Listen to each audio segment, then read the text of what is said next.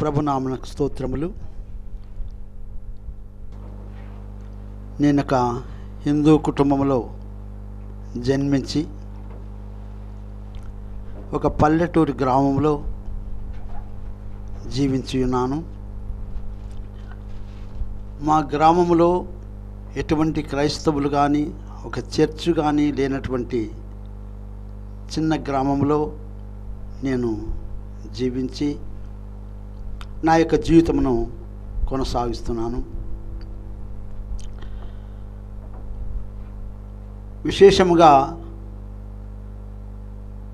1971లో నేను ఇంటర్మీడియట్ విద్యాభ్యాసం ముగించుకొని తర్వాత తదుపరి విద్యాభ్యాసం చేయలేక నా కుటుంబంలో పనిపాటలు చేస్తూ తల్లిదండ్రులతో నేను జీవించుచుంటని, ఆ సమయంలో నేను మహాపాపిగా ఉండి నా యొక్క జీవితమే ఒక నరకప్రాయంగా మారి ఎటువంటి సంతోష సమాధానం లేక కాలము గడుపుచూ నిరాశతో నా యొక్క జీవితాన్ని వెళ్ళబుచ్చుచున్నాను. నా యొక్క పాపం వలన నా తండ్రి యొక్క కుటుంబమే శాపముగా మారి కనీసం ఆహారం కూడా కొదవై ఎంతో బాధలతో మా యొక్క కుటుంబము నడుస్తూ ఉన్నది. ఆ సమయంలో దేవుడా, నేను ఎందుకు ఈ లోకంలో జీవిస్తున్నాను? నేను ఇంత చదివినప్పటికీ కూడా నాకు ముందుకు పోయేదానికి ఆస్కారం లేదు. కాబట్టి నేను ఎందుకు జీవించాలనేది ఒక నిరాశతో ఉన్నాను. మా తండ్రికి 60 ఎకరాలు పొలం ఉన్నది. అయినప్పటికీ కూడా మాకు కటిక దరిద్రంతో మేము ఎంతో బాధపడుతున్నాం. అటువంటి సమయంలో ఒక క్రైస్తవ సహోదరుడు నన్ను సంధించి,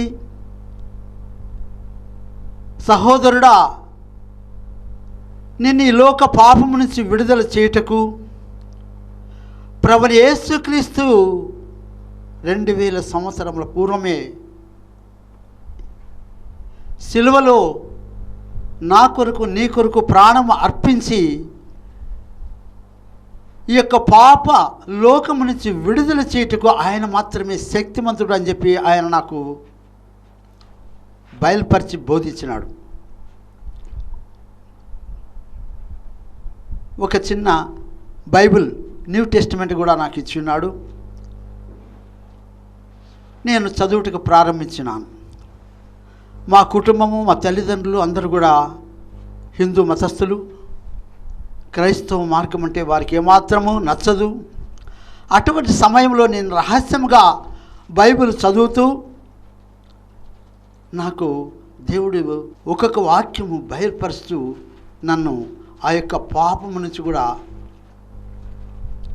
విడుదల పొందే భాగ్యము యేసు ప్రభువే అని నాకు బయలుపరుచున్నాడు. అటువంటి సమయంలో 1973 సంవత్సరం డిసెంబర్ నెలలో నేను మా కుటుంబం నుంచి వేరే మా కుటుంబస్తులకు చెప్పకుండా సికింద్రాబాద్ పట్టణానికి నేను పరిగెత్తి వెళ్ళి ఉన్నాను. ఆ సమయంలో దేవుడు అద్భుత రీతిగా నన్ను ఆ యొక్క పట్టణము చేర్చి ఆ యొక్క క్రైస్తవ సహోదరుని ఇంటికి నన్ను చేర్చి ఉన్నాడు. నేను ఎప్పుడు కూడా ఆ యొక్క పట్టణం చూడలేదు. అయినప్పటికీ కూడా దేవుడు విశేషమైన కృప వలన ఆ యొక్క పెద్ద పట్టణం సికింద్రాబాద్ పట్టణంలో నన్ను ఆ సహోదరుని ఇంటికి చేర్చి పరిశుద్ధులు దగ్గరికి నన్ను చేర్చి అక్కడ సువార్త వినుటకు దేవుడు కృప దయచేసి ఉన్నాడు. ముఖ్యంగా నా జీవితంలో 10వ తరగతి చదువుతున్నప్పుడే నేను రాత్రి సమయంలో 1 గంట 2 గంటల సమయం అందు ఒక సాతాన్, ఒక దయ్యము నన్ను వెంట పెట్టుకొని మా గ్రామమంతా తిప్పి మరలా వచ్చి ఉదయం 4 గంటలకు 5 గంటలకు వచ్చి నా యొక్క బెడ్ మీద నేను పండుకునేవాడిని. ఎన్ని రోజులు ఆ విధంగా జరిగింది. కానీ దేవుడు నాకు ఏ అపాయము కలిగించలేదు. జగత్ పునాది వేయబడక మునిపే నన్ను ఎరిగిన పరలోక తండ్రి ఆ రాత్రి సమయంలో ఎక్కడో తిరిగి వచ్చినప్పుడు కూడా నాకు ఎటువంటి అపాయం కాకుండా నన్ను కాపాడి రక్షించున్నాడు. ఎప్పుడైతే 1973 డిసెంబర్ నెలలో సికింద్రాబాద్కి వెళ్ళి 1974 జనవరి నెలలో నేను బాప్తిసం తీసుకున్నాను. అక్కడ ఆ సమయం నుండి కూడా ఎటువంటి సాతాను నా దగ్గరకు రాకుండా, రాత్రి నన్ను తీసుకుని వెళ్ళేటటువంటి ఆ దయ్యము నా దగ్గరికి రాకుండా ఇంతవరకు కూడా దేవుడు నన్ను రక్షించి విడుదల దయచేసి నన్ను కాపాడి ఉన్నాడు. అంతేకాదు, నా కుటుంబము శాపగ్రస్తంగా మారినటువంటి నా కుటుంబము 1975 సంవత్సరము విశేషమైనటువంటి పంటలు పండి గొప్ప ఆశీర్వాదములతో దేవుడు ఇంతవరకు సహాయం చేసి కాపాడి నడిపించున్నాడు. నేను క్రైస్తవుడిగా ఉన్నాను అని మా తల్లిదండ్రులు తెలుసుకున్నప్పుడు, మా కుటుంబస్తులు, మా యొక్క బంధువులు గ్రహించినప్పుడు నన్నెంతో నిర్బంధ పెట్టి కష్టపెట్టి ఉన్నారు. అయినప్పటికీ కూడా వారితో మాట్లాడుటకు, వారిని ఎదిరించుటకు, సువార్త గురించి మాట్లాడుటకు దేవుడు విశేషమైన కృప దయచేసినాడు. నన్ను ఏనాడు తిరస్కరించినారో ఆ బంధువులే ఇప్పుడు నిజమైన సత్యమని వారు కూడా తెలుసుకొని సంతోషించున్నారు. ఎందుకంటే నేను ఈ లోక పాపముని దేవుడు నన్ను విడుదల పొందించి ఒక సత్య మార్గంలో నడిచినప్పుడు నా యొక్క జీవితం యొక్క మార్గము వారు గ్రహించి, అయ్యో నిజమైనటువంటి సత్యమే, ఎటువంటి పాపము లేనటువంటి జీవితం కదా అని వారు కూడా పడి ఉన్నారు. దేవుడు నా యందు కృప చూపి ఉన్నాడు కాబట్టి నాకు 1975 సంవత్సరం జూలై నెలలో నాకు వివాహం జరిగినది. అన్ని రాలైనటువంటి నా భార్యను నేను వెంట పెట్టుకొని ఒక క్రైస్తవ ఆరాధనకు, సువార్త సంఘ కూడికలకు జరుగుతున్నటువంటి ఆదోని పట్టణంకు వచ్చి ఉన్నాను. ఇక్కడ 4 రోజులు కూడా ఆ సువార్తలో కూటములలో పాలు పొందినప్పుడు వెంటనే చివరి దినము ఆమె కూడా ఇది నిజమైనటువంటి సత్యమును తెలుసుకొని బాప్తిస్మనకు ఆమె అంగీకరించినది. అక్కడ ఉన్నటువంటి పాస్టర్ గారు, వీరు క్రైస్తవులే కదా అని చెప్పి మా భార్య దేహం మీద, శరీరం మీద ఉన్నటువంటి నగలన్నీ తీసి ఒక మూట కట్టి ఆమెకు బాప్తిస్మ ఇచ్చున్నాం. అదేవిధంగా మేము మా బంధువుల ఇంటికి అదే రాత్రి వెళ్ళి ఉన్నాం. వెళ్ళినప్పుడు మా భార్యను వాళ్ళు చూసి ఎంతో గొడవ చేస్తున్నారు. మా వివాహమై 15 రోజులు మాత్రమే అయినది.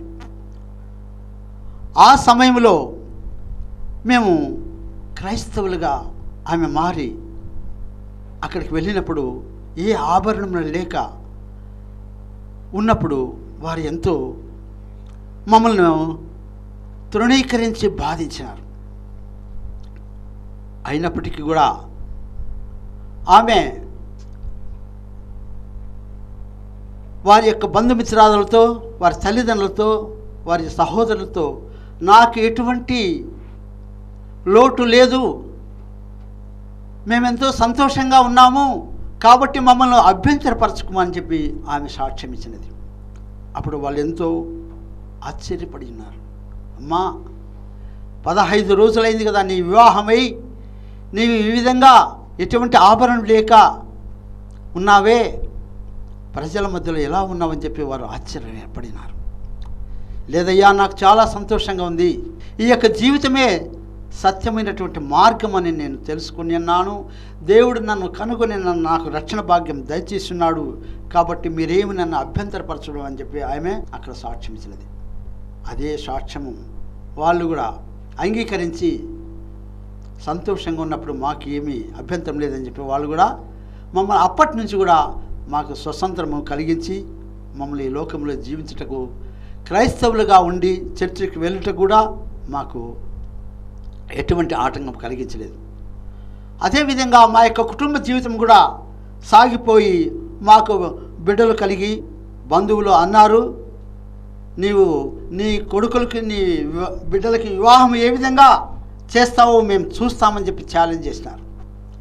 అటువంటి సమయంలో నా యొక్క సంపూర్ణమైనటువంటి జీవితాన్ని ప్రభా నీ చిత్తమని చెప్పి దేవుని హస్తంలో నేను సమర్పించుకున్నప్పుడు ఏనాడు కూడా నా బిడ్డల గురించి నేను చింతించక నా కుటుంబం గురించి ఆలోచించలేదు. కానీ దేవుడు అద్భుత రీతిగా నా కూతురికి నా కుమారునికి బంధువర్గంలోనే వారే వివాహం జరిపించి వారు కూడా క్రైస్తవ సహోదరులుగా ఉండి రక్షణ పొంది రక్షణ స్వార్థులు ఎంతో సంతోషిస్తున్నారు. మా కుటుంబం మొత్తం కూడా ఇప్పుడు క్రీస్తు యొక్క కృప చేత నడిపింపబడుచున్నాం.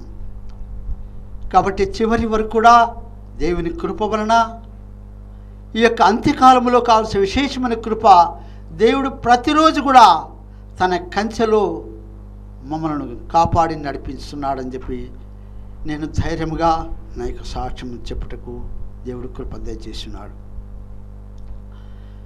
అంతేకాకుండా ఈ చివరి కాలంలో 10,000 మంది నీ కుడిపక్క కూలినను ఏ అపాయము నీ యొక్క రాదని చెప్పి దేవుడు వాగ్దానం చేస్తున్నాడు. దానిని గురించి ఒక సాక్ష్యం ఉదాహరణగా నేను మీకు ఇక్కడ మాట్లాడుతున్నాను. ఏమిటంటే మా యొక్క గ్రామంలో 1995 సంవత్సరంలో ప్రతి ఒక్క వేరుశనగ పొలంలో విచిత్రమైనటువంటి తేళ్ళు వచ్చినాయి. ఆ సంవత్సరం మా గ్రామంలో ప్రతి ఒక్కరు కూడా ప్రతిరోజు ఆ యొక్క తేలు కాటు చేత బాధపడి గ్రామంలోకి వచ్చి బాధపడేటటువంటి వారు. దేవుని కృప వలన మా కుటుంబములో ఎవరికి కూడా ఆ సంవత్సరము కాటు వేయకుండా దేవుడు మమ్మల్ని కాపాడి రక్షించున్నాడు. హల్లెలూయా. ప్రభు నిజంగంటే నీ కుడి ప్రక్క 10,000 మంది కూలినను నీకు ఏ అపాయము రాని అని చెప్పి దేవుడు వాగ్దానం చేసినాడో అదేవిధంగా మమ్మల్ని రక్షించి కాపాడి ఉన్నాడు. ఇంతవరకు కూడా దేవుడు తన కృప వలన మమ్మలను మా కుటుంబమును కాపాడి రక్షించున్నాడు.